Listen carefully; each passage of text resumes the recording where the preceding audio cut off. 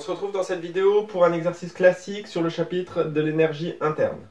Donc ça va être de déterminer l'énergie absorbée par un bloc de glace qui va passer de moins 18 degrés quand il sort du congélateur à la température ambiante de 25 degrés.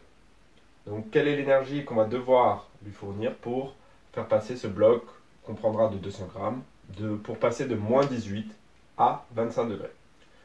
On a comme donnée la capacité thermique massique de la glace, 2,06 joules par gramme par degré Celsius. On a la capacité thermique de l'eau, 4,18 joules par gramme par degré Celsius. Et on a l'énergie thermique massique de changement d'état, de fusion, donc pour passer de solide à liquide, pour la glace qui va être de 334 joules par gramme. Voilà pour l'énoncé. Pour résoudre cet exercice, en fait, on va devoir décomposer ça en plusieurs étapes. Donc déjà, on va passer de moins 18 degrés Celsius à 0 degrés Celsius quand il est sous forme de glace, ce bloc. Ensuite, à 0 degrés Celsius, on va avoir changement d'état. Donc là, on aura notre fusion. Et enfin, une fois qu'il est complètement sous forme liquide et qu'il est sous forme d'eau, donc là je vais appeler ça liquide, on va encore lui fournir de l'énergie pour passer à 25 degrés. Donc on va avoir 3 étapes et ensuite il faudra additionner ce qu'on va trouver à chacune des étapes pour avoir l'énergie totale. On va commencer à calculer Q1, première étape, qui est pour la glace, pour passer de moins 18 degrés à 0,2 degrés Celsius. Donc on prend la formule du cours, donc ça va faire masse de la glace, fois la capacité thermique de la glace, fois la température finale, moins la température initiale. Pour la masse de la glace, je vais mettre 200 grammes. La capacité thermique de la glace, je vais avoir 2,6 joules par gramme par degré Celsius. Donc, on vérifie bien, on a bien des par gramme. Donc, on a bien, ici, on peut laisser notre 200 en grammes. Ensuite, on a des par degré Celsius. Mais en fait, qu'on ait des par Kelvin ou par degré Celsius, comme dans la formule, on a une variation de température, ça ne changera rien. Donc ici, température finale de notre étape 1. Ça va être 0 degré. Température initiale de notre étape 1, ce sera moins 18. Donc ça va nous faire 0, moins 18. Je fais l'application numérique sur ma calculatrice et du coup je vais trouver 7416 joules. Ce résultat, je vais le noter ici, donc Q1 égale 7416 joules. Donc l'étape 2, ici, c'est le changement d'état, donc la fusion de notre glace. Donc on utilise la formule de changement d'état, donc on appelle ça Q2, et on va voir donc la masse de glace. Par conservation de la matière, on aura autant en masse de glace qu'en masse d'eau à la fin, fois l'énergie massique de fusion.